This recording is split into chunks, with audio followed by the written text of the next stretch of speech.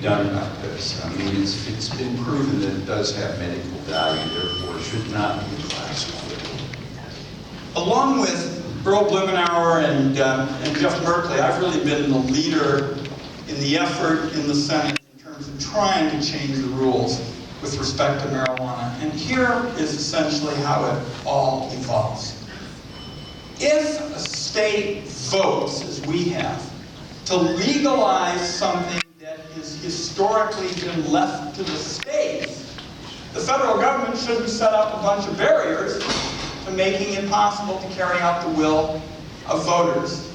So I have been involved in 2 pieces of legislation to promote that. The first deals with banking, because right now, when we voted, as we have, to legalize marijuana, and people have these big sums of money, they can't very well carry it around in a wheelbarrow, because that would basically invite crime. So I've introduced legislation with Senator Merkley, a number of others, to change that, to make it possible to use the banking system for that.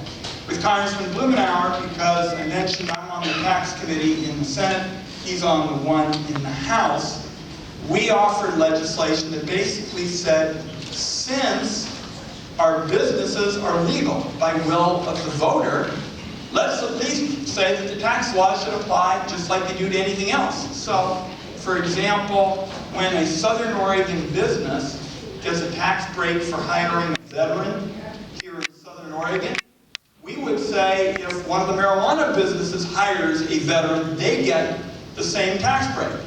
So I think we're going to start moving this way. If I had to predict, you didn't really ask this, I think that as we see more states adopt the kind of laws that we have and Colorado has, we're at a handful now. When it gets to about 10, I think this will end up being the critical mass and we'll make these changes at the national level. That's my view.